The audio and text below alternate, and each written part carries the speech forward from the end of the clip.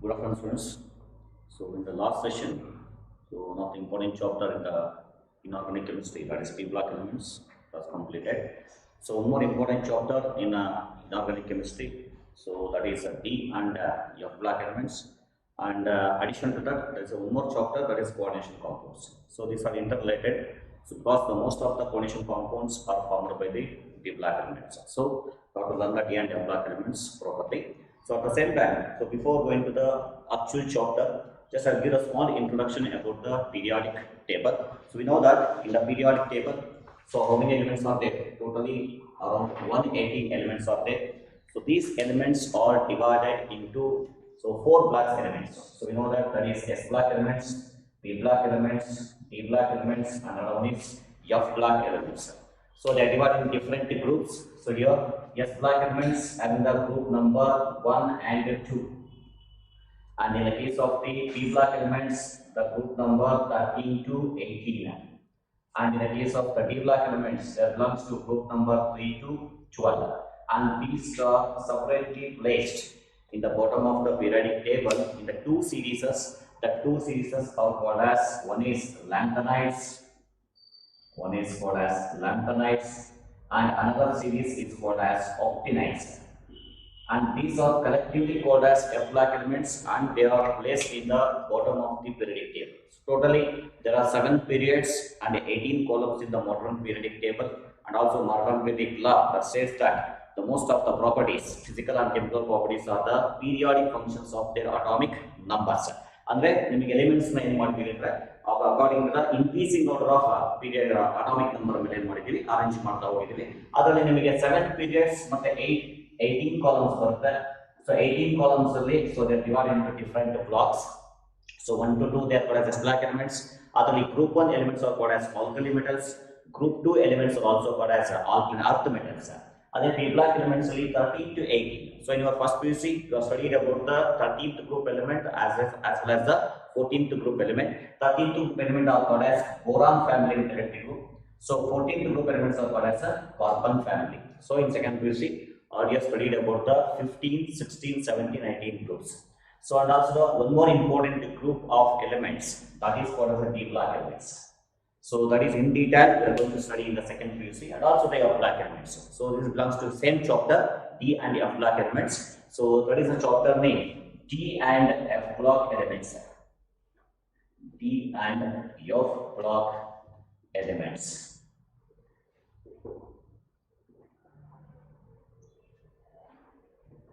So first of all, what is the meaning of D and F block element, and why they are called as D block elements and F block elements? But we have to know first. So before that, this structure weightage for theory examination total 8 marks. So 8 marks. So that is 3 plus 3. So 6 marks from D block elements, 2 marks from F block elements. So ಅದರಲ್ಲಿ divide ಮಾಡ್ತಾ ಹೋಗ್ತಾರೆ. 3 mark ಅಲ್ಲಿ 2 question ಇರುತ್ತೆ. So 1 to 2 mark ಅಲ್ಲಿ ಇರುತ್ತೆ. Total 8 marks weightage for one of the theory examination. For competitive exams, minimum 2 questions then appears in your competitive exams. That will be see your other competitive exams. So here, the first of all, what is the meaning of a D block element? So later on, we are going to study the F block elements. So D block element ಅಂತ ಹೇಳಬೇಕಾದ್ರೆ, so ಯಾವುದೇ ಒಂದು block ಅಥವಾ element ಗೆ ಇಂಥ block ಗೆ ಸೇರುತ್ತೆ ಅಂತ ಹೇಳಬೇಕಾದ್ರೆ, the last electron where it is enters. If the last electron enters into the s orbital, that is considered as the S block element. So if the last electron enters into the p orbital, that is considered as a p block element, and the last electron enters into the d orbital or d subshell, that is considered as a d block element anta helತೀವಿ. ಅಥವಾ so if the element whose atom or ions consists of partially filled or completely filled d orbitals. So we know that in the case of the d subshell, so how many orbitals are there? There are 5 d orbitals are there. 5 d orbitals are there.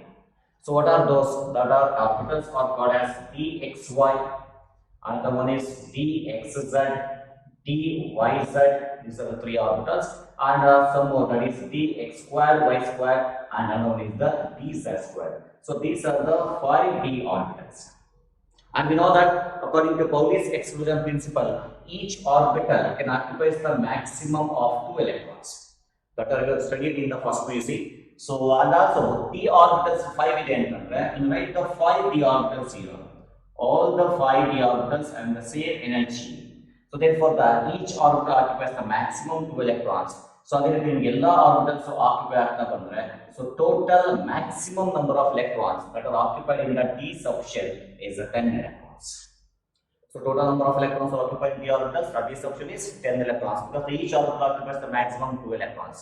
So totally d orbitals ಏನಾಗಬೇಕು d10 ಅಂತ ಹೇಳ್ತೀವಿ. Completely filled ಅಂತಂದಾಗ d10 configuration ಬರಬೇಕು ಅಥವಾ partially filled ಅಂದಾಗ d1 to 9 ಅಂತ ಹೇಳ್ತೀವಿ. So totally the element whose atom or ion consists of partially filled d orbitals, nothing but d orbitals in 1 to 9 ಎಷ್ಟು ಬೇಕಾದ ಎಲೆಕ್ಟ್ರಾನ್ಸ್ ಇರಬಹುದು ಅಥವಾ completely filled orbitals d10 configuration ಇತ್ತು ಅಂದ್ರೆ ಅಥವಾ ಇನ್ನೊಂದು ಹೇಳ್ಬೋದು the last electron enters into the d subshell or d orbital, that block of elements are called as d block elements, nothing but element whose atom or ion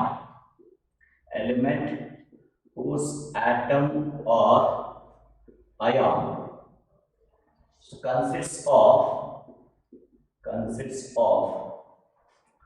partially filled or completely filled d orbitals, so the are d block elements, or simply the elements in which last electron enters into d orbital or d subshell, that is considered as d block elements. And of course, so d block elements belongs to group number. So what are the group number in the case of d block elements? Group number, that is 3 to 12. Group number 3 to 12, that is the d block elements. And at the same time, when you observe the periodic table, at extremely left side of the periodic table consists of S block elements. That is group 1 and 2, they are called as alkali and alkali earth metals. And extremely right side bandaga 13 to 18 groups, they are called as P block elements. When you observe the periodic table, in between S and P block elements, S block elements extremely left ಅಲ್ಲಿ ಇರುತ್ತೆ, so right side ಅಲ್ಲಿ P block elements ಇರುತ್ತೆ. In between this, the elements present, that elements are D block elements. Therefore, the D block elements are present in between S and P block elements. In between S and P block elements. And one more thing you have to remember, S and P block elements are collectively called as representative elements. S and P block elements are collectively called as representative elements. They are also called as representative elements. S and P block elements are collectively called as representative elements. And now the D block elements are present in between S and P block elements and we can name as ಅದಕ್ಕೆ ನಾವು ಏನು ಮಾಡ್ತೀವಿ ಅಂದ್ರೆ D block elements are also named as transition elements. They are also named as transition elements. This is very important. So D block elements are also called as transition elements. But remember, any one of the D block element is said to be a transition element. ಯಾವುದೇ D block element ಅನ್ನ ನೀವು transition element ಅಂತ ಹೇಳಬೇಕು ಅಂದ್ರೆ that is ಒಂದು condition. So ಅಲ್ಲಿ ಏನ್ concept ಅಂದ್ರೆ ಎಲ್ಲಾ ಡಿ ಬ್ಲಾಕ್ ಎಲಿಮೆಂಟ್ಸ್ ನಾವು ಟ್ರಾನ್ಸಿಷನ್ ಎಲಿಮೆಂಟ್ಸ್ ಅಂತ ಹೇಳಕ್ಕಾಗಲ್ಲ. ಹಾಗಾದ್ರೆ ಟ್ರಾನ್ಸಿಷನ್ ಎಲಿಮೆಂಟ್ ಅಂತ ಹೇಳಬೇಕು ಒಂದು ಡಿ ಬ್ಲಾಕ್ ಎಲಿಮೆಂಟ್ ಅಂದ್ರೆ ದಟ್ ಈಸ್ ಒಂದು condition. What is that condition? This is very important to find the given element as a transition element or not. So any D block element it's said to be a transition element. ಅದನ್ನ transition element ಅಂತ ಕರಿಬೇಕು ಅಂತಂದ್ರೆ that D block element should have partially filled d orbitals. That should be contain partially filled d orbitals in its elemental state, or in its significant oxidation state.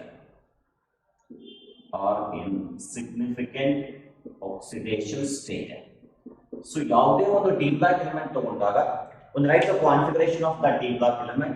So in that D block element, if it is consists of partially filled d orbitals, partially filled d orbital is nothing but it consists of the electron in d orbitals, that is d1 to 9. So partially filled d orbitals ಇರಬೇಕು ಯಾವ state ಅಲ್ಲಿ? Elemental state. So ಈಗ ಯಾವುದೇ element iron ಅಂತ ತಗೊಂಡಾಗ so ಐರನ್ಗೆ electronic configuration ಬಂದಾಗ if it is consist of partially filled D orbital then it is called as a transition element. So ಹಂಗಾದ್ರೆ ಇನ್ನೊಂದು ಹೇಳ್ತಾ ಇದ್ವಿ in its oxidation state, elemental state ಅಲ್ಲದಲ್ಲೇ in its significant oxidation state ಅಂತ ಹೇಳ್ತಾ ಇದ್ವಿ. For example ನಿಮಗೆ so F ಅಂತ ತಗೋತೀವಿ, Iron is the one of the d block element and exhibit the variable oxidation state. So it have the oxidation state +2 and also the +3. So the significant oxidation states allu sa nimge ಏನಾದ್ರು ಅಕಸ್ಮಾತ್ elemental state ಅಲ್ಲಿ ಬರಲಿಲ್ಲ ಅಂದ್ರೂ significant oxidation state ಅಲ್ಲಿ ನಿಮಗೆ ಏನಾದ್ರು partially filled orbital ಬಂತು ಅಂದ್ರೆ that also is also considered as a transition element. So totally one d block element is said to be a transition element ಯಾವಾಗ if it is containing partially filled orbitals in its elemental state or in its significant oxidation state. That is about the transition element. ಯಾಕೆ transition element ಅಂತ ಕರೀಬೇಕು ಅಂತ. So ಅದಕ್ಕೆ ಒಂದು slogan ಕೊಡ್ತೀವಿ, all the transition element. ಈಗ ಒಂದು D block element ಅನ್ನ ಈ ತರ ಹೇಳ್ತಾರೋದ್ರಿಂದ ಎಲ್ಲಾ ಟ್ರಾನ್ಸಿಷನ್ ಎಲಿಮೆಂಟ್ ಏನಾಗಿರುತ್ತೆ ಡಿ ಬ್ಲಾಕ್ ಎಲಿಮೆಂಟ್ಸ್ ಆಗಿರ್ಬೋದು. But all the d block elements are not considered as a transition element. ಯಾಕಂದ್ರೆ some d block elements ಏನಾಗುತ್ತೆ ಅಂದ್ರೆ completely filled d orbitals ಬರುತ್ತೆ, ಅದರಲ್ಲಿ partially filled d orbitals ಬರೋದಿಲ್ಲ even in the significant oxidation state.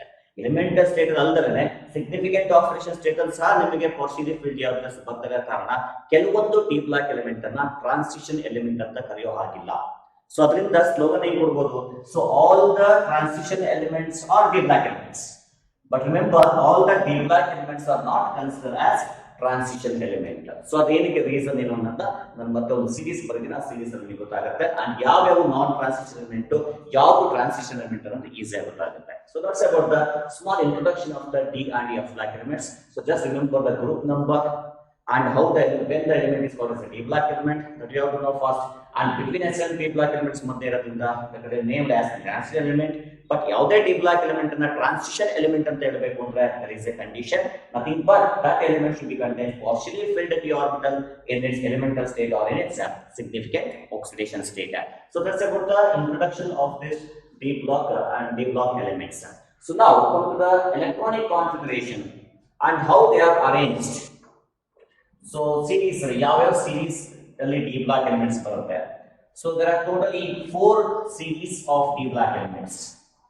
ನಿಮಗೆ D block elements ಅಂತ start ಆಗಬೇಕಾದ್ರೆ electron d orbital ಗೆ ಎಂಟ್ರಿ ಆಗಬೇಕು. So that you have to remember.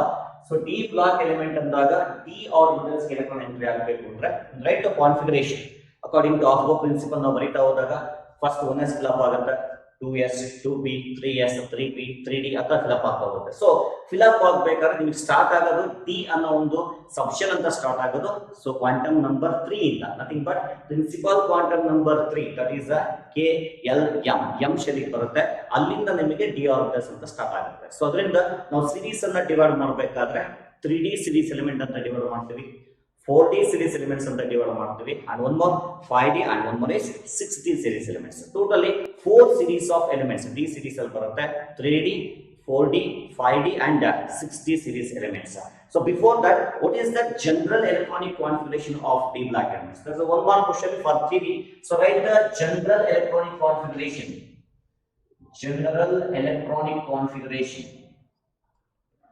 Electronic configuration of d block elements is noble gas score n minus 1d 1 to 10. So why are going to write a 1 to 10? Nothing but the electron, the maximum electrons fill up in the d orbitals is 10. So ಎಷ್ಟಿಂದ fill up ಆಗೋದು 1 ಇಂದ ಇಟ್ಟು 10 ವರೆಗೂ fill up ಆಗ್ಬೋದು, that is enter into d orbital.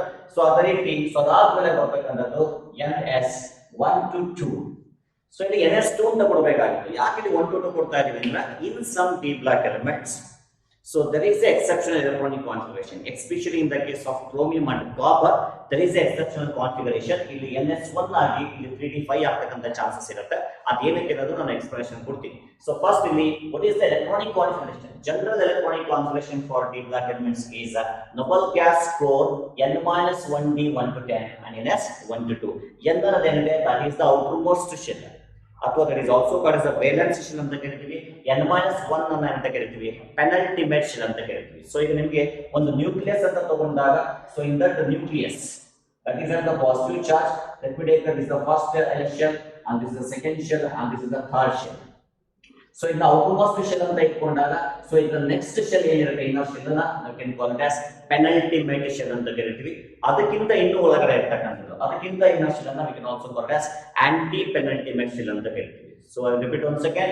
So the n is considered as a valence shell, ಅದ್ರ next ಇರತಕ್ಕಂಥದ್ದು ಇನ್ನ ಸರಿ ಇರತಕ್ಕಂಥದ್ದು ಅಂದ್ರೆ ಎರಡು ನ್ಯೂಕ್ಲಿಯಸ್ ಆಗತ್ತೆ, ಅದನ್ನ ಪೆನಲ್ಟಿಮೇಟ್ಸ್ ಅಂತ ಕರಿತೀವಿ. ಅದ್ರ ನೆಕ್ಸ್ಟ್ ಬರತಕ್ಕಂಥದ್ದನ್ನ ಆಂಟಿ ಪೆನಲ್ಟಿಮೇಟ್ಸ್ ಅಂತ ಕರಿತೀವಿ. ಸೊ ಇಲ್ಲಿ n is the valence shell, that is the principal quantum number of the valence shell, and n-1 is the principal quantum number of penultimate shell. So that is the general electronic configuration of d black elements. And already I said, so d black elements are arranged in 4 series. So adalli ಯಾವ series ಬರುತ್ತೆ ಅಂತ ಹೇಳಿದ್ರೆ, first one is 3D series elements. First one is 3D series elements, that is also called as first transition series. That is also called as first transition series ಅಂತ ಕರೀತೀವಿ. So and one more is 3D series ಆದ್ಮೇಲೆ 4D series elements. 4D series elements, that is considered as second transition series. That is also considered as second transition series ಅಂತ ಕರೀತೀವಿ. And next one is 5D series elements. 5D series elements, that is considered as third transition series. That is also called as third transition series. And one more is 6D series elements. 6D series elements. So that is considered as a fourth transition series. So these are the 4 series of d black elements: 3D series, 4D series, 5D series, and 6D series elements. So in our secondary syllabus, we are going to study in detail about the 3D series elements. But I will give the elements of 3D, 4D, and 5D series also. So first, 3D series elements. The first d black element in the periodic table is belongs to 3D series. That 3D series elements is scandium. That is having the atomic number 21 in the start agata. That is first d black element in the periodic table, that is scandium. So next one is titanium, Ti. Next one is vanadium. Next one is chromium. Next is manganese. Next one is iron. Next one is cobalt. Next is nickel and copper. Next one is copper.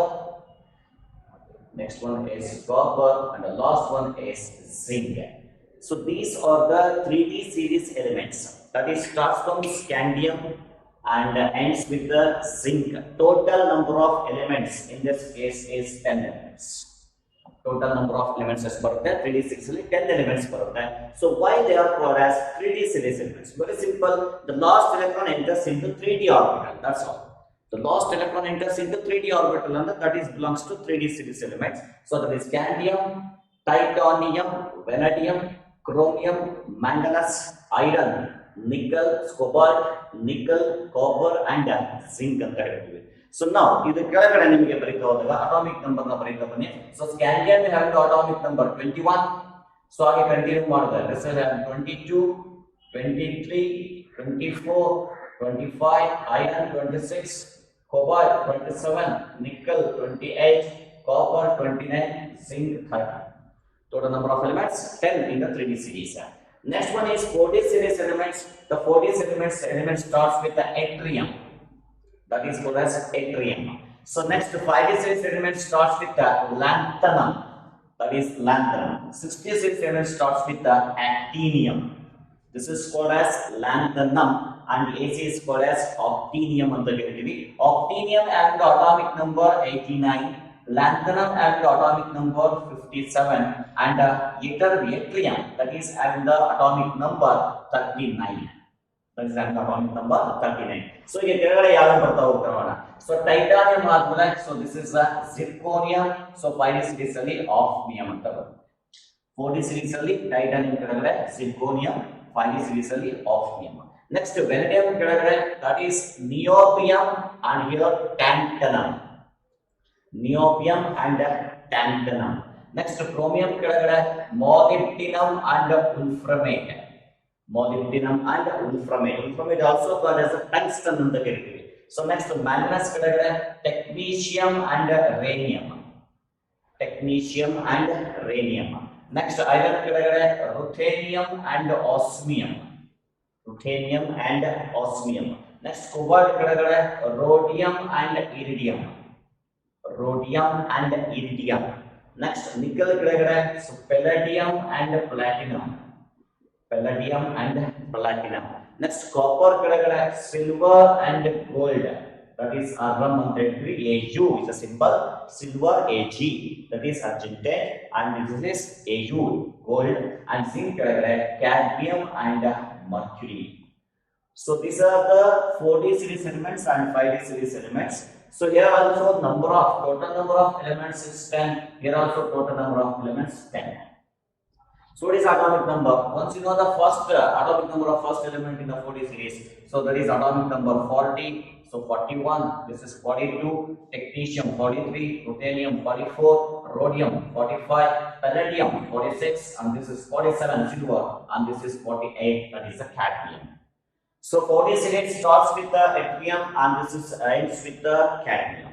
3D series starts with the scandium and that is ends with the zinc, atomic number 30. And here 5D and 6D series are very important. So here in the periodic table you can observe that 5D series element starts with the lanthanum, but it is followed by the atomic number of osmium, that is 72. So remaining the two elements in the remaining elements in the remaining elements in the atomic number 58 in the 71 one. 58 is called as cerium, 71 is called as lutetium. So there are totally 14 elements are there. Total elements are 14 elements. And otherity actinium that is actinium, starting element of the 60 series, and this starts with actinium but followed by the atomic number 104. 104 in the start agate. 104 is called the Rutherfordium anta helತೀವಿ. So 104 ಆಗುತ್ತೆ. ಹಿಂಗೆ continue ಮಾಡಿದ್ರೆ this is 73, wolframite 74, rhenium 75, osmium 76, and this is iridium 78, and this is 79, 72, 73, 74, 75, 76, 78, 79, and this is 80 of the element. Atomic number 57, 58 ಆಗುತ್ತೆ, 71 to the 14 elements ಆಗುತ್ತೆ. So count ಮಾಡಿದ್ರೆ 72, 73, 74, 75, 76, 77, and this is 78, 79, and this is 80. So that is the 60 series elements. Sorry, 5D series elements starts with lanthanum but followed by the atomic number 72, and the remaining elements in 58 in the 71, there are 14 elements. Other than 60 series elements starts with actinium but followed by the atomic number 104, that is called the Rutherfordium ಅಂತ ಹೇಳ್ತೀವಿ. ಹಂಗೆ continue ಆದರೆ 105, 106, 107, 108, 109, 110, 111, and this is 112. 112 is called as copernicium. That is also called as copernicium ಅಂತ ಹೇಳ್ತೀವಿ. That is the symbol Cn. So 104 ಅಂದ್ರೆ Rutherfordium ಅಂತ ಬರುತ್ತೆ. So total number of elements ಇಲ್ಲಿ ಕೌಂಟ್ ಮಾಡ್ಕೊಳ್ಳಿ. ಇಲ್ಲಿ ನಿಮಗೆ ಕನ್ಫ್ಯೂಷನ್ ಏನಂದ್ರೆ actinium ಇಂದ ಸ್ಟಾರ್ಟ್ ಆಗುತ್ತೆ ಬಟ್ ಫಾಲೋ ಆಗೋದು 104 ಇಂದ. ಅಂದ್ರೆ ರಿಮೈನಿಂಗ್ ಎಲಿಮೆಂಟ್ಸ್ 90 ಇಂದ 103, they are also 14 elements. So ಹಾಗಾದ್ರೆ ಇವೇ ಯಾವ ಸರ್ ಅಂತಂದ್ರೆ 58 ಇಂದ 71 ಅಂತ ಏನ್ ಬರುತ್ತೆ, that are called as lanthanides, that is belongs to F black elements. And 90 ಇಂದ 103 ಏನ್ ಬರ್ತಾ ಇದೆ, they are called as octinides. They are called as octinides. They are called as octinides. So here 14 elements 90 to 103. 90 thorium anta barutte, 103 is called as the Lawrencium. 58 cerium anta barutte, 71 lutetium. So that we are going to study in the second PUC itself after D black elements. So nimage D black elements ಆದ್ಮೇಲೆ F black elements in detail study ಮಾಡ್ತಾ ಹೋಗ್ತೀವಿ. So ನೆನಪಿಟ್ಕೋಬೇಕಾಗಿರೋದು 5D series elements starts from lanthanum. So and they are followed by the atomic number 72. So again 66 elements starts from actinium. So followed by the atomic number 104. In between these 14 elements ಏನಾಗಿದೆ, they are F black elements and they are placed separately in the bottom of the periodic table and they are collectively called as F black elements. That is lanthanides and octinide series. So that are the 3D, 4D, 5D and 6D series elements and their atomic number. So in our second PUC we are going to study in detail 3D series elements na detail study ಮಾಡ್ತಾ ಹೋಗ್ತೀವಿ. And what is the general electronic configuration for each series? 3D, 4D, 5D series elements ಅಂತ ಏನು ಬರೆದಿದ್ದೀನಿ ಒಂದೊಂದಕ್ಕೂ general electronic configuration. This is the general electronic configuration for d block elements. General ಆಗಿ 3D, 4D, 5D series ಮತ್ತು 6D series elements ಗೆ general configuration ಏನು ಅಂತ ಬರೀಬೇಕು. So that can be return as 3D series elements ಗೆ ಬರೀಬೇಕಾಗ ಇಲ್ಲ ಬರೀತಾ ಇದೀನಿ. ಸೊ 3D series elements ಗೆ that is starts with the atomic number 21. So ಅದನ್ನ ಡೀಟೇಲ್ ಆಗಿ ಬರೆಯೋಣ.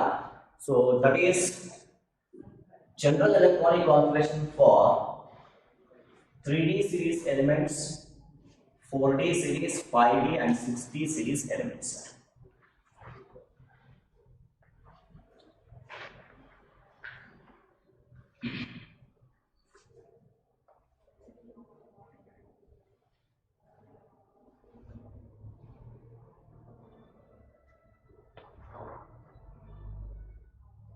Okay, so general electronic configuration ಗೊತ್ತಿದೆ. That is noble gas core N minus 1 T 1 to 10 NS 1 to 2.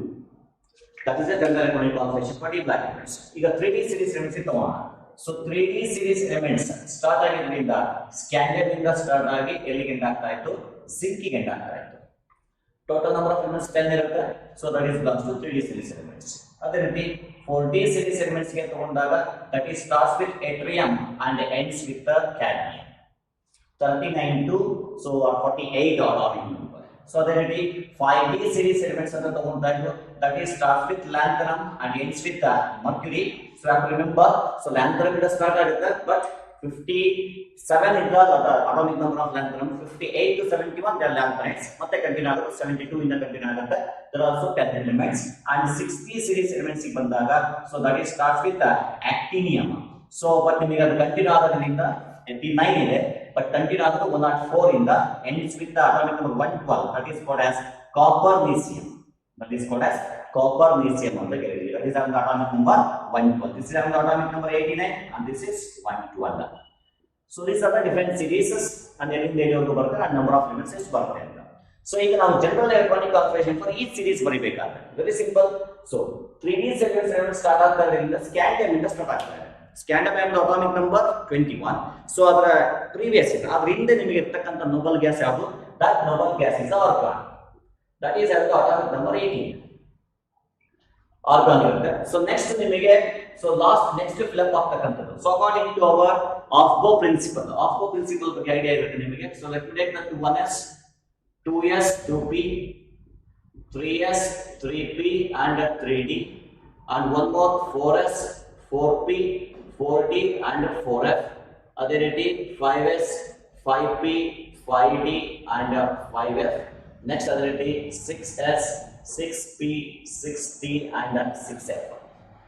So according to Aufbau principle, electron enters into different orbitals in increasing order of their energy. That we are going to study, always studied in your first PUC while filling of electrons in the different orbitals. The first principle is these are the different orbitals: 1s 2s 2p 3s 3p boron. So ಇಲ್ಲಿ orbitals ಗೆ electron ಹೆಂಗೆ entry ಆಗಬೇಕು ಅಂತ based on their increasing order of their energy. So ಅದನ್ನ just shown by the arrow mark. So first the electron enters into 1s orbital. Next electron enters into the 2s orbital.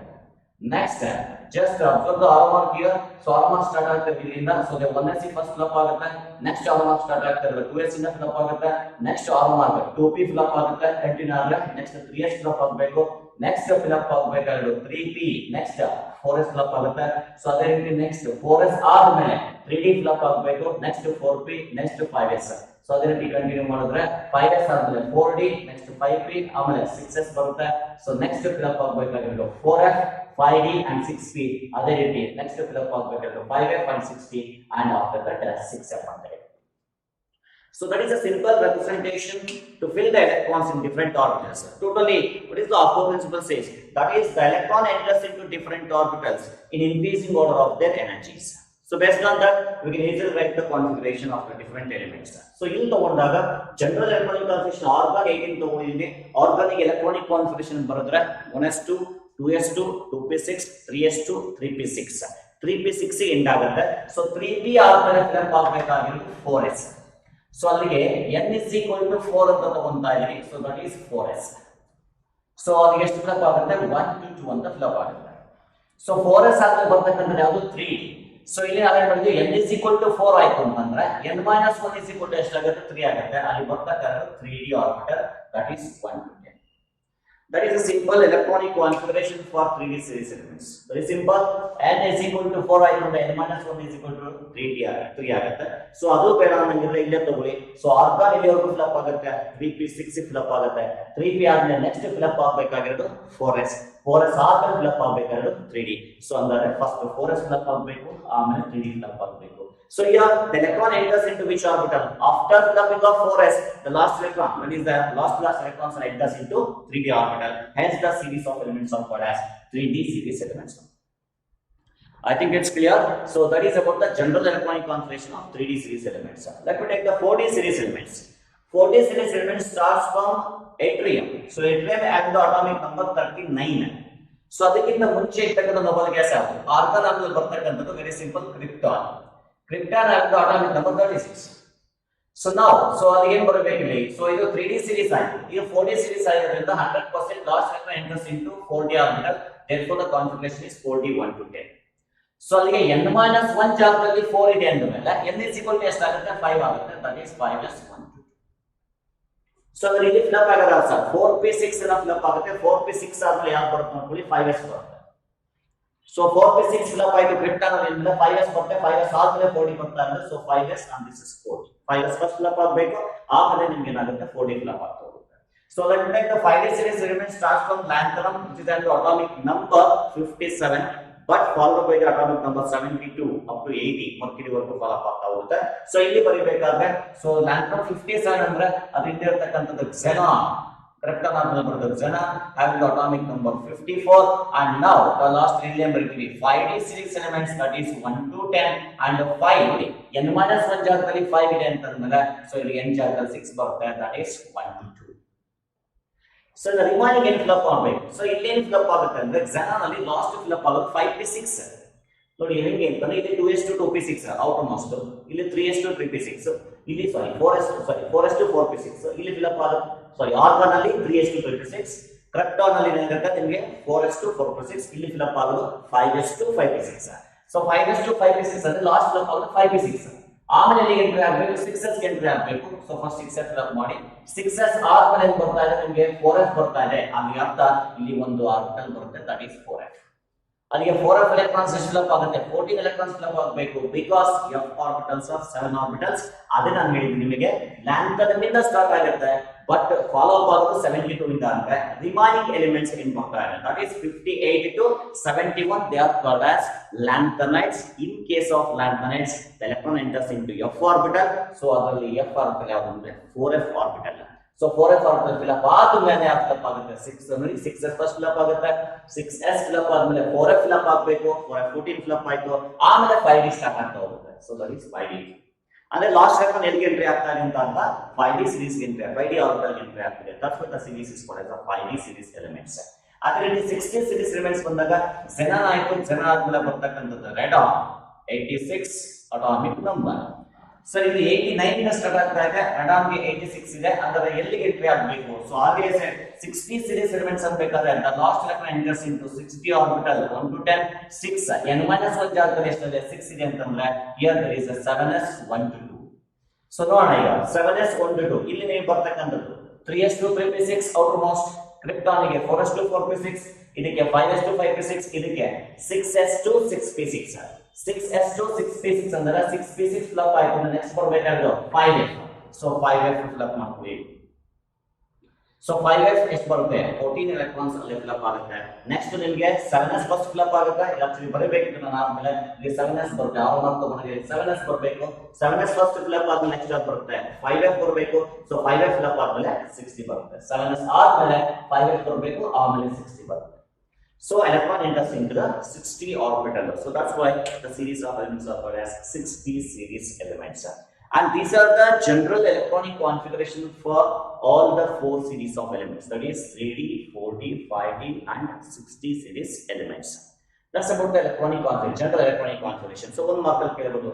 Write the general electronic configuration for D black elements anta kelidre you have to write this. General D black elements ಅಂತ ಕೇಳಿದಾಗ. So write the general electronic configuration for 3D black elements. ಅಥವಾ 3D series elements ಅಥವಾ first transition series ಅಂತ ಹೇಳಿದಾಗ so you have to write this one. So 4D series elements are also called as a second transition series, so this one. So 5D series is called as a third transition series, and we have to write this one. And 6D series elements are called as, that is the fourth transition series, that is the general electronic configuration. Okay, so in our chapter we are going to study in detail about the 3D series elements. Scandium in the zinc ವರ್ಗು ನಾವು in detail study ಮಾಡ್ತಾ ಹೋಗ್ತೀವಿ. So ಅಲ್ಲಿಂದ electronic configuration ಇಂದ ಹಿಡಿದು physical properties, variation of atomic size ಅಥವಾ ionic size, ionization enthalpy, and variable oxidation state, how they are formed the alloys, and how they shows the magnetic property and interstitial compound formation, colored ions. These are all the properties that we are going to study in detail only for 3D series elements. So now let us start the one of the important series, 3D series, that is 3D block elements, ranges from atomic number 21 to scandium. So 21 to 30, that is scandium to zinc. So you should learn the electronic configuration as well as the name of the element, atomic number, all these things you should know. So ಅದು ಗೊತ್ತೇ ಆಗಬೇಕು ನಿಮಗೆ. ಗೊತ್ತಾಗಲಿಲ್ಲ ಅಂತಂದ್ರೆ ನಿಮಗೆ magnetic property calculate ಮಾಡೋಕ್ಕಾಗಲ್ಲ, colour exhibit ಆಗುತ್ತೆ ಅಂತ ಕ್ಯಾಲ್ಕುಲೇಟ್ ಮಾಡೋಕ್ಕಾಗಲ್ಲ, ಅಥವಾ ಅದನ್ನ ಇಂಡಿಕೇಟ್ ಮಾಡೋಕ್ಕಾಗಲ್ಲ. ಮತ್ತೆ ನಿಮಗೆ 3D series elements ನೀವು ಕಾನ್ಫಿಗರೇಷನ್ ಕಲಿಲಿಲ್ಲ ಅಂತಂದ್ರೆ ಎಂಟೈರ್ ಕೋಆರ್ಡಿನೇಷನ್ ಚಾಪ್ಟರ್ ಕಷ್ಟ ಆಗುತ್ತೆ. Because coordination compounds are formed by D block elements. ಅಲ್ಲಿ VBD, so valence bond theory explain ಮಾಡ್ತೀವಿ, CFT crystal field theory explain ಮಾಡ್ತೀವಿ. So all those theories are mainly depends on the configuration of the 3D series elements. So ಅದರಿಂದ 3D series elements correct ಆಗಿ ಗೊತ್ತಿಲ್ಲ. Of course 4D and 5D practice ಮಾಡ್ಕೊಳ್ಳಿ, competitive exams ಬೇಕಾದ್ರೆ ಕೇಳಬಹುದು. So but ನನಗೆ 3D oriented ಬಂದಾಗ 3D block elements ತುಂಬಾ important ಇರುತ್ತೆ. So that is the next heading, 3D series elements or 3D block elements. 3D block elements. What's the general atomic configuration? That is argon 18, 3D 1 to 10, 4s 1 to 2. So that is the general electronic configuration. So the name of the elements, atomic number, first one is scandium. First one is scandium, symbol is Sc, atomic number 21. Next, titanium. Titanium, that is Ti22. Vanadium, vanadium, that is V23. Next, chromium, chromium, Cr24. Next, manganese, manganese, that is Mn, atomic number 25. Next one is iron, Fe, so that is 26. Next one is cobalt, Co27. Next one is nickel, so nickel, so that is Ni, atomic number 28. Next one is copper, that is Cu, atomic number 29. And the last one is zinc, so that is zinc, Zn, atomic number 30. These are the different elements, total 10 elements in the 3D series. So write the configurations barita varana.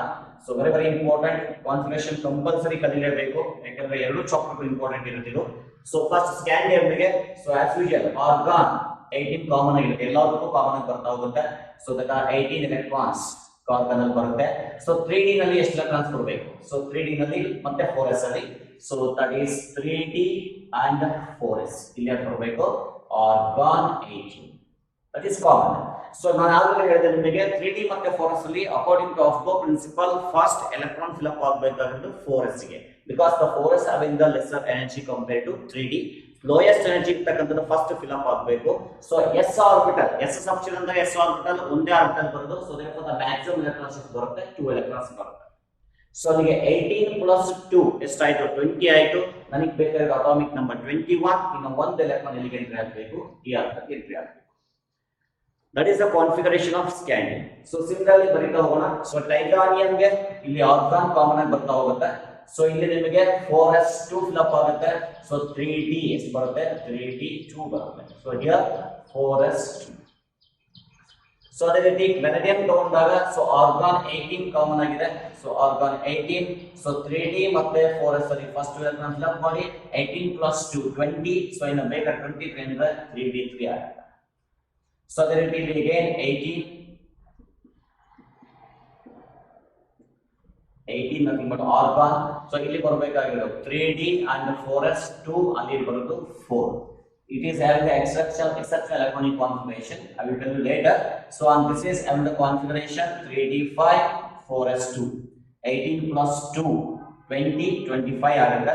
Next one is 3D ಮತ್ತೆ 4s ಅಲ್ಲಿ again 4s2 first fill up ಮಾಡ್ಕೊಳ್ಳಿ. 18 plus 2 20 ಆಗುತ್ತೆ. 6 electrons 3D6. Next 27 3D7 4s2 ಆಗುತ್ತೆ. So 3D8 nickel ಗೆ 3D8 4s2, and here 3D9 4s2, and here also there is exceptional case, but we will tell you later.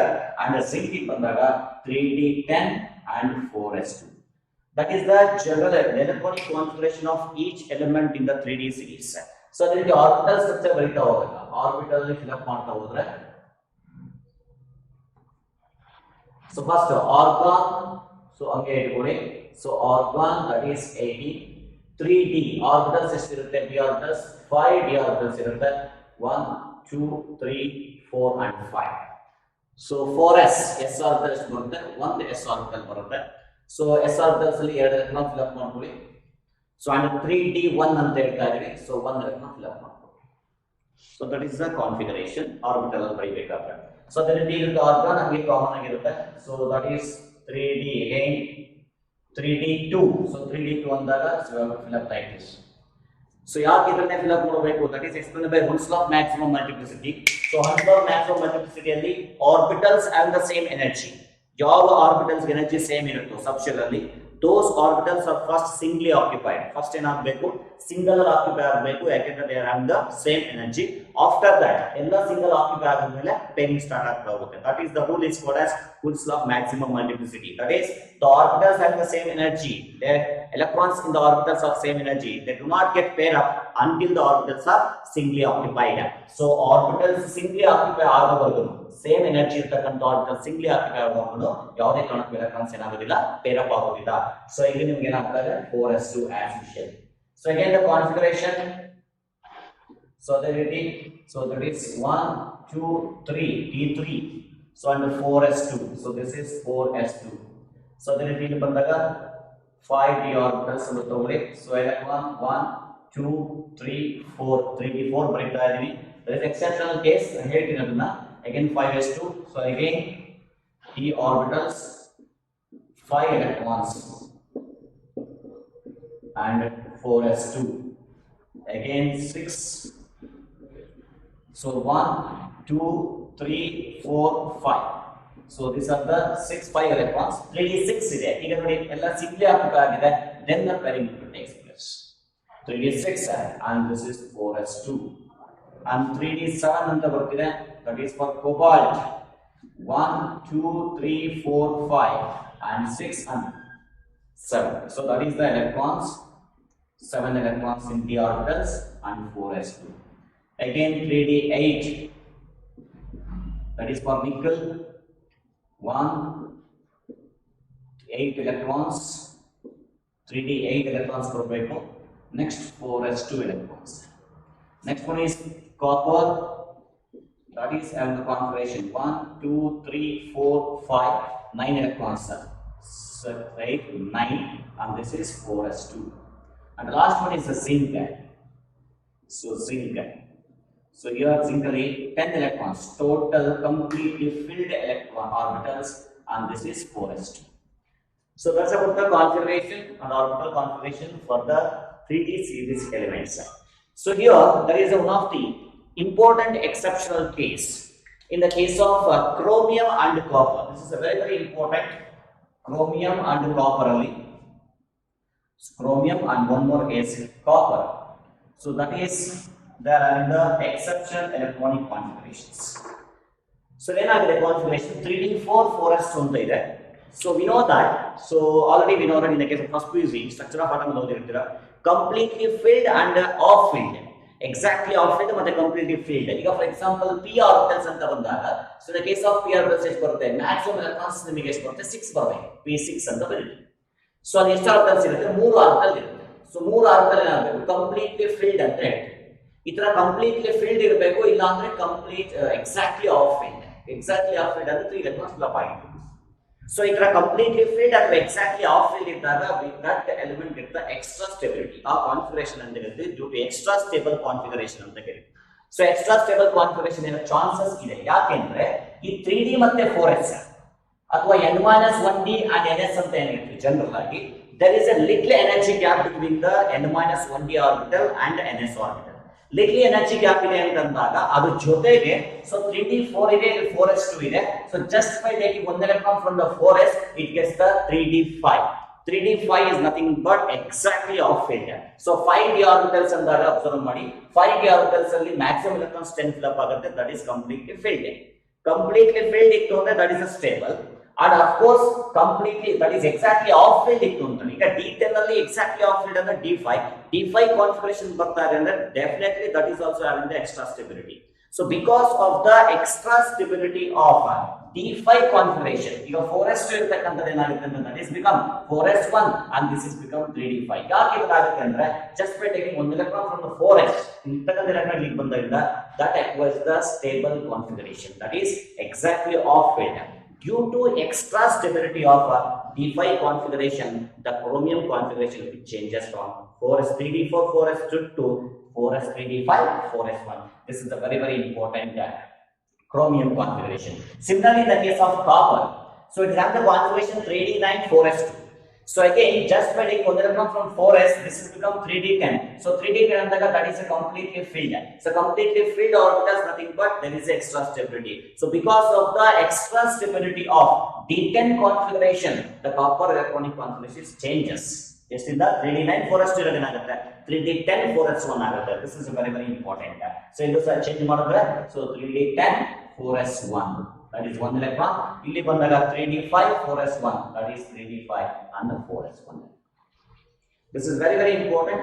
So one mark ಅಲ್ಲಿ ಅಥವಾ exams ಅಲ್ಲಿ, competitive exams ಅಲ್ಲಿ the correct configuration of chromium and copper ಯಾಕೆ ತರ ಬರಬೇಕು ಅಂತ reason ಕೇಳ್ತಾರೆ, because due to in the case of chromium extra stability of the d5 configuration, that is exactly off field configuration of the orbitals.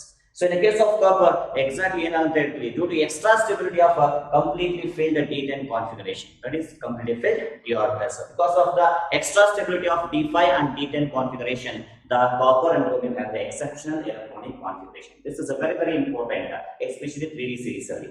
4d 5d series ಅಲ್ಲಿ ಬರಲ್ವಾ sir, exactly ಅಲ್ಲೂ ಸಹ ಬರುತ್ತೆ, same reason. d5 exactly off field and d10 completely off field. ಯಾವುದು chromium ಕೆಳಗಡೆ ಬರುತ್ತೆ, chromium ಕೆಳಗಡೆ molybdenum and ವುಲ್ಫ್ರಮೈಟ್ ಅಂತ ಬರುತ್ತೆ, ಅಲ್ಲೂ ಸಹ ಅದೇ ರೀತಿ ಚೇಂಜ್ ಆಗ್ತಕ್ಕಂಥ ಚಾನ್ಸಸ್ ಇದೆ. ಅಂಡ್ ಕಾಪರ್ ಕೆಳಗಡೆ ಸಿಲ್ವರ್ ಅಂಡ್ ಗೋಲ್ಡ್ ಅಂತ ಬರುತ್ತೆ, ಅಲ್ಲೂ ಸಹ ನಮಗೆ ಚೇಂಜ್ ಆಗ್ತಕ್ಕಂಥ ಚಾನ್ಸಸ್ ಇರುತ್ತೆ.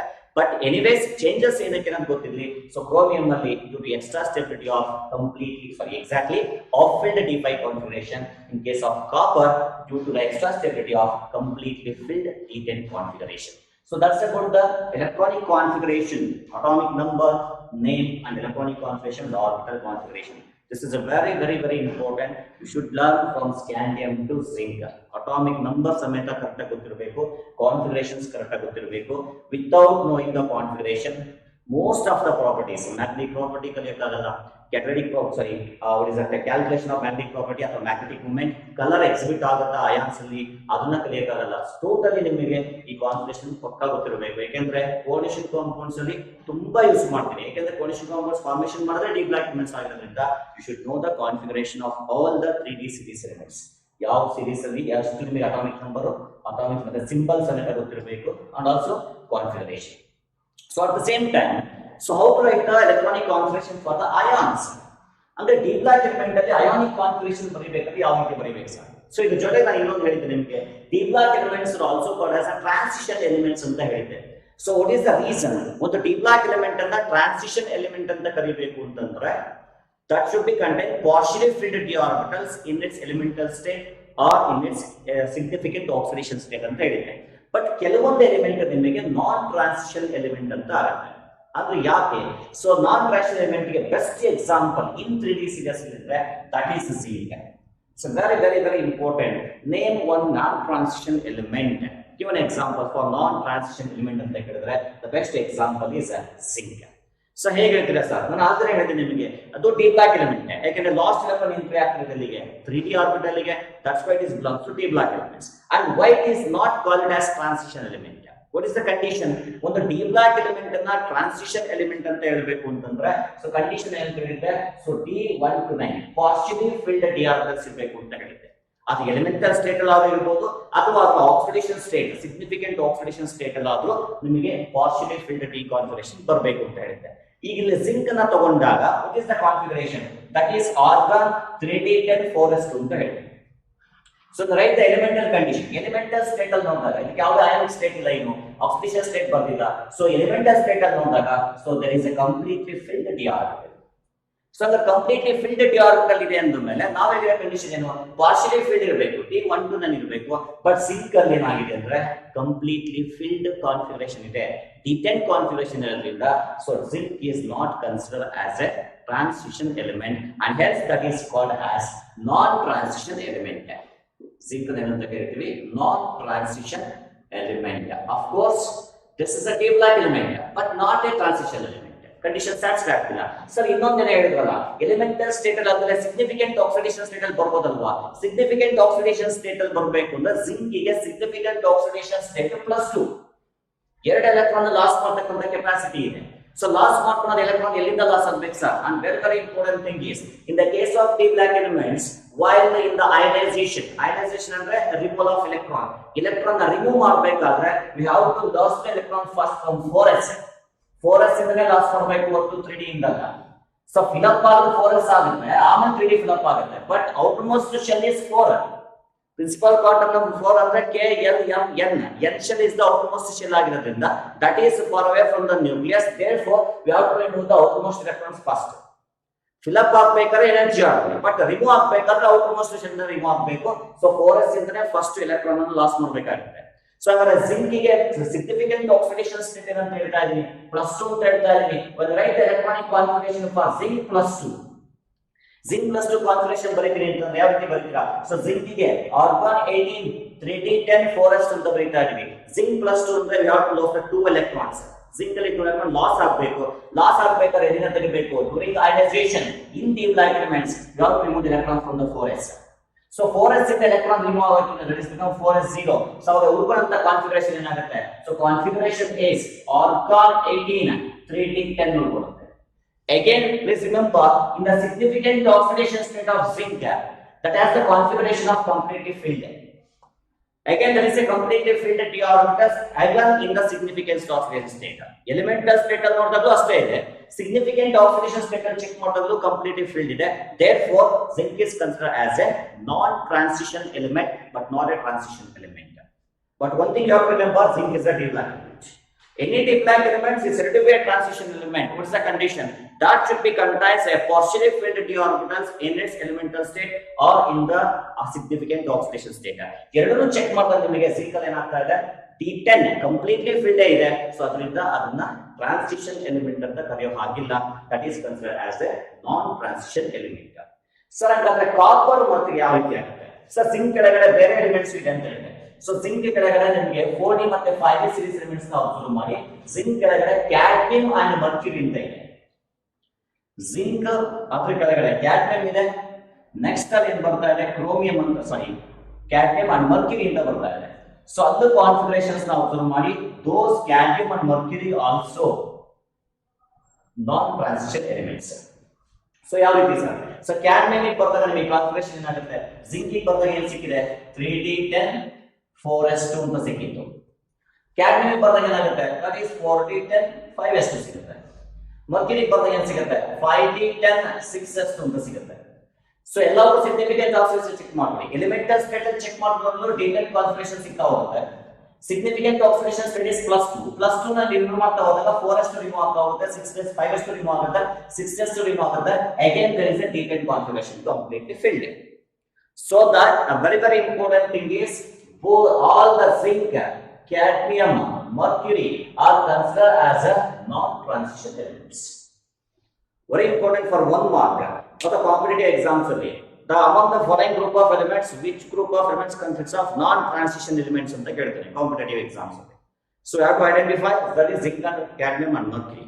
Not only zinc and cadmium mercury, ಬೇರೆವು ಸಿಗಬಹುದು ನಿಮಗೆ, that you have to check first. So maximum ನಿಮಗೆ ಎಕ್ಸಾಂಪಲ್ ಕೊಡೋದು zinc, cadmium, mercury ತಗೊಳ್ತೀವಿ because reason ಗೊತ್ತಿಲ್ಲ, they have completely filled the d orbitals in its elemental state or in the significant oxidation state, hence they are considered as non-transition elements. But you should remember one more thing, these are the d black elements. ಅದಕ್ಕೆ ನಾನು slogan ಕೊಟ್ಟಿದ್ದು, ಇವು transition element ಆಗಿಲ್ಲ but d black elements. ಅದಕ್ಕೆ ನಾನು ಹೇಳ್ತೀನಿ ಅಂದ್ರೆ all the transition elements are d black elements ಆಗಿರಬಹುದು, but all the d black elements are not considered as transition elements. ಇವು d black elements but transition ಆಗಲ್ಲ because condition satisfy ಆಗಿಲ್ಲ. So one more you have to remember, that is copper. So copper ಗೆ atomic number 29. So configuration ಬರೆದಾಗ ಏನು ಬರೀತೀವಿ, that is argon 3d10 4s1. It's a very very important. Copper ಗೆ ಮತ್ತೆ configuration ಬರಬೇಕಾದ್ರೆ ಈ ತರ ಬರೀಬೇಕು. Chromium ಬರೀಬೇಕಾದ್ರೆ 3d5 4s1 ಅಂತ ಬರೀಬೇಕು. That is due to extra stability of the d5 and d10 configuration in chromium and copper respectively. So ಈಗ d10 configuration ಇದೆ, ಸರ್ ಇದು ಕಂಪ್ಲೀಟ್ಲಿ ಫಿಲ್ಡ್ ಇದೆ, ಎಲಿಮೆಂಟಲ್ ಸ್ಟೇಟ್, ನಾನು ಅಯಾನಿಕ್ ಸ್ಟೇಟ್ ತಗೊಂಡಿಲ್ಲ, ಆಕ್ಸಿಡೇಷನ್ ಸ್ಟೇಟ್ ತಗೊಂಡಿಲ್ಲ. So d10 ಇದೆ, therefore ನಾನ್ transition element ಅಂತ ಹೇಳ್ಬೋದಲ್ವಾ sir. But copper ಗೆ ಸಿಗ್ನಿಫಿಕೆಂಟ್ ಆಕ್ಸಿಡೇಷನ್ ಸ್ಟೇಟ್ +2 ಚೆಕ್ ಮಾಡಿದ್ರೆ what is the configuration will get? Argon 18 ಸಿಗುತ್ತೆ, so 3d and 4s ಸಿಗುತ್ತೆ, +2 ಅಂದಾಗ 2 ಎಲೆಕ್ಟ್ರಾನ್ ಲಾಸ್ ಆಗಬೇಕು. ಲಾಸ್ ಆಗಬೇಕಾದ್ರೆ ಫಸ್ಟ್ 4s ಇಂದ ಲಾಸ್ ಮಾಡಿ, 4s ಏನಾಗುತ್ತೆ ಅವಾಗ 0 ಆಗುತ್ತೆ, ಒಂದು ಎಲೆಕ್ಟ್ರಾನ್ ರಿಮೂವ್ ಆಯಿತು, ಇನ್ನೊಂದು ಎಲೆಕ್ಟ್ರಾನ್ ರಿಮೂವ್ ಆಗಬೇಕು, 3d ಇಂದ ರಿಮೂವ್ ಆದ್ರೆ ಉಳ್ಕೊಳ್ಳುವಂತದ್ದು 9. So this is a very important. So copper +2 ನಲ್ಲಿ ಏನು ಬರ್ತಾ ಇದೆ, 3d9 ಬರ್ತಾ ಇದೆ. 3d9 is not a completely filled, this is a partially filled d orbital. Hence copper ಅಲ್ಲಿ ಎಲಿಮೆಂಟಲ್ ಸ್ಟೇಟ್ ಅಲ್ಲಿ ನಿಮಗೆ ಅದು ಟ್ರಾನ್ಸಿಷನ್ ಎಲಿಮೆಂಟ್ ಅಂತ ಹೇಳಕ್ಕಾಗಲ್ಲ, ಬಟ್ ನಿಮ್ಮ ಸಿಗ್ನಿಫಿಕೆಂಟ್ ಆಕ್ಸಿಡೇಷನ್ ಸ್ಟೇಟ್ ಅಲ್ಲಿ ತಗೊಂಡಾಗ, so that is consists of partially filled d orbitals, therefore copper is also considered as a transition element, that is not included to non-transition element. So zinc and cadmium mercury check ಮಾಡಿದಾಗ ಎರಡು state ಅಲ್ಲಿ ಏನಾಗ್ತಿತ್ತು, d10 ಇತ್ತು, therefore you can easily say they are non-transition elements. But copper ಅಲ್ಲಿ elemental state ತಗೊಂಡಾಗ d10 ಇತ್ತು, ಆಗ non transition element ಅಂತ ಹೇಳ್ಬೋದಿತ್ತಲ್ಲ sir. But of course copper +2 ನಲ್ಲಿ ಏನಾಗ್ಬಿಟ್ಟಿದೆ, ಸೊ ಸಿಗ್ನಿಫಿಕೆಂಟ್ ಆಕ್ಸಿಡೇಷನ್ 3d9 ಇದೆ, the 3d9 is the partially filled d orbital. Hence copper is included to transition element but not for non-transition element. Okay, ಅದೇ ರೀತಿ copper ಕೆಳಗಡೆ ಏನಾಗುತ್ತೆ, gold and silver ಅಂತ ಬರುತ್ತೆ, silver and gold ಅಂತ ಬರುತ್ತೆ, ಅಲ್ಲೂ ಬೇಕಾದ್ರೆ ಚೆಕ್ ಮಾಡ್ಕೊಳ್ಳಿ, ಸೇಮ್ ಥಿಂಗ್ ಆಗುತ್ತೆ. ಸೊ ಅದರಿಂದ ಇವು ಎಷ್ಟನೇ ಎಲಿಮೆಂಟ್ಸ್ ಬರುತ್ತೆ, ಗ್ರೂಪ್ ನಂಬರ್ ಇಂದ ಬಂದಾಗ ಸ್ಕ್ಯಾಂಡಿಯಂ ಇಂದ ಜಿಂಕ್ ವರೆಗೂ ಬಂತು ಅಂತಂದ್ರೆ ನಮ್ಮ ಡಿ ಬ್ಲಾಕ್ ಎಲಿಮೆಂಟ್ ಸ್ಟಾರ್ಟ್ ಆಗೋದು ಇಲ್ಲಿಂದ ಗ್ರೂಪ್ ನಂಬರ್ 3 ಇಂದ 12. ಗ್ರೂಪ್ ನಂಬರ್ 11 ಯಾಕೆ ಬರುತ್ತೆ, ಕಾಪರ್ ಬರುತ್ತೆ, ಕಾಪರ್ ಕೆಳಗಡೆ ಯಾಕೆ ಬರುತ್ತೆ, ಸಿಲ್ವರ್ ಅಂಡ್ ಗೋಲ್ಡ್ ಬರುತ್ತೆ, ಜಿಂಕ್ ಕೆಳಗಡೆ ಕ್ಯಾಡ್ಮಿಯಂ ಅಂಡ್ ಮರ್ಕ್ಯುರಿ ಬರುತ್ತೆ. ಸೊ ಇಲ್ಲಿ ನಿಮಗೆ ಗ್ರೂಪ್ 12 ಎಲಿಮೆಂಟ್ಸ್ ಅಂತ ತಗೊಂಡಾಗ ಯಾವ ಬರ್ತಾರೆ, zinc, cadmium, Mercury.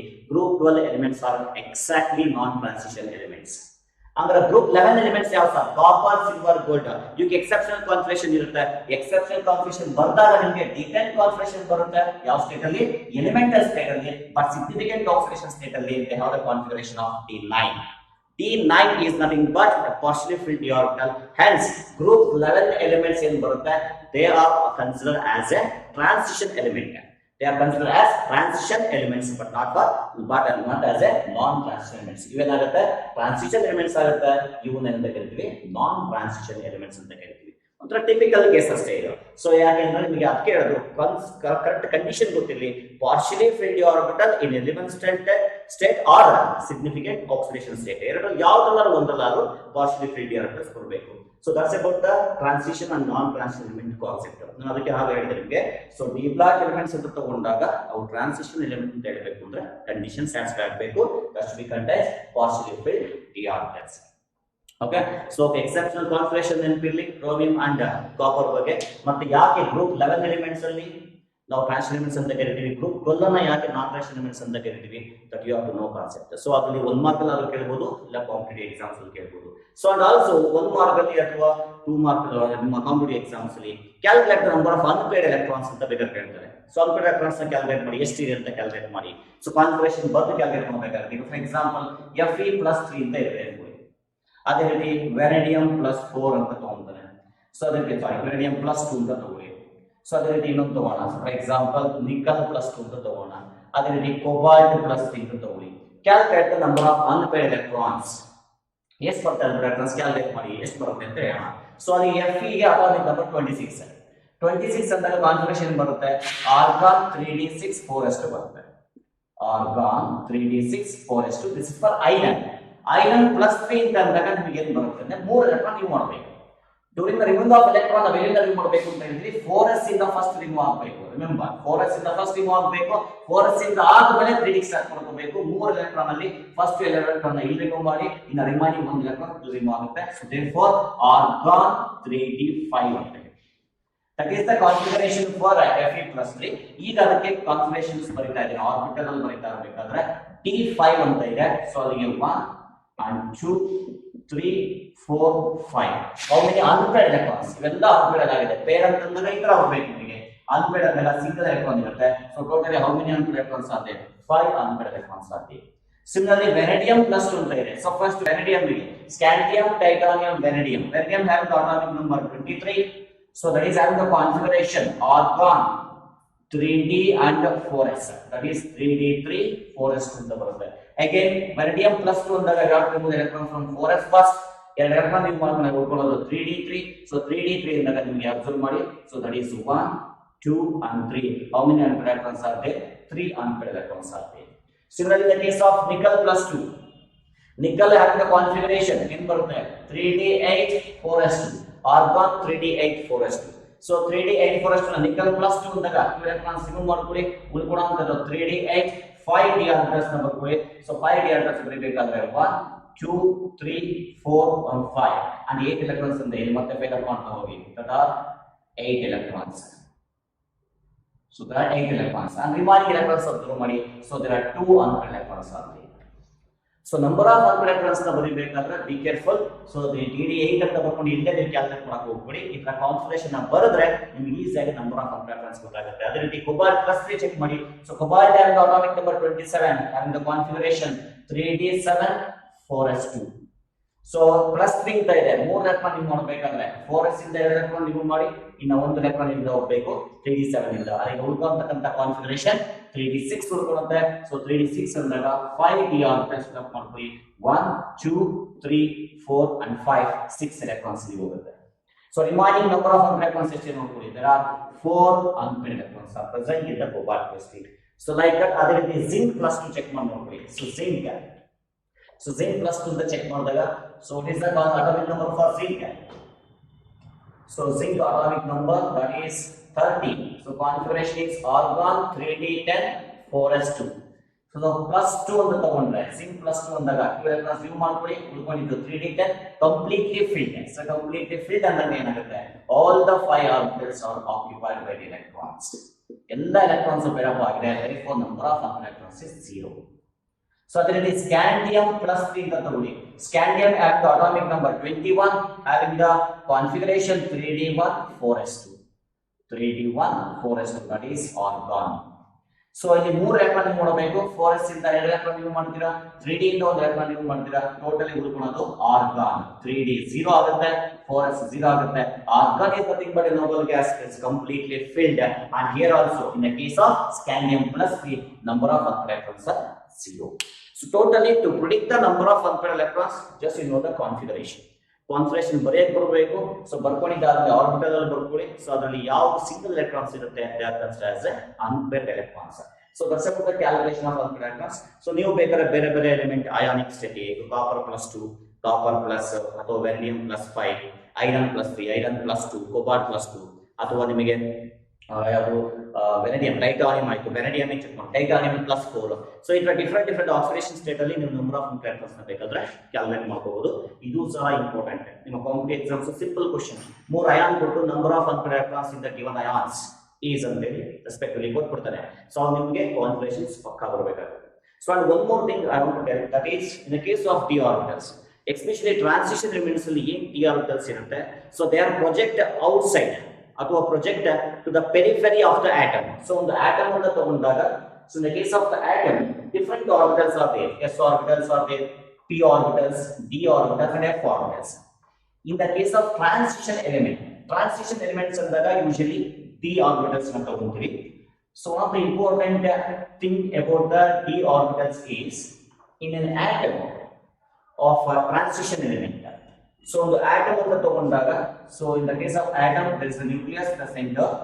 So the periphery, that is the d orbitals are projected, that are projected to the periphery of the atom. ಅಂದ್ರೆ atom periphery the outermost final target ಎಲ್ಲಿವರೆಗೂ outermost ಅಂತ ಇರುತ್ತೆ, so ಅದನ್ನ ಅಂತ ಕರಿತೀವಿ peripheral part ಅಂತ ಕರಿತೀವಿ. So nucleus is the peripheral part. So d orbitals are project to the peripheral part or the periphery of the atom more compared to that of the s and p orbitals. S ಮತ್ತೆ p orbitals compare ಮಾಡಿದ್ರೆ d orbitals ಏನಾಗುತ್ತೆ, they project to the periphery of the atom. ಅದರಿಂದ those orbitals are easily interact with the orbitals of the other elements.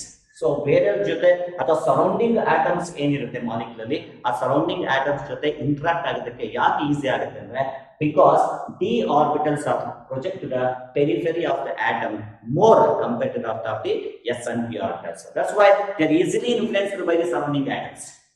d orbitals are easily influenced by the surrounding atoms in their molecules. So ಒಂದು ಸ್ವಲ್ಪ ನೆನಪಿಟ್ಕೊಳ್ಳಿ, ಎಲ್ಲಿ ಬೇಕಾಗುತ್ತೆ ನಮಗೆ ಅಂದ್ರೆ, so F block element study ಮಾಡಬೇಕಾದ್ರೆ ಮತ್ತೆ ಡಿ ಬ್ಲಾಕ್ ಎಲಿಮೆಂಟ್ ಕೆಲವೊಂದು ಪ್ರಾಪರ್ಟಿ ಸ್ಟಡಿ ಮಾಡಬೇಕಾದ್ರೆ ಈ ಪಾರ್ಟ್ ನಮಗೆ ಯೂಸ್ ಆಗುತ್ತೆ. So that's about the concept of an introduction and electronic configuration of the 3D series elements. So 3D series elements ಅಂದಾಗ scandium to zinc.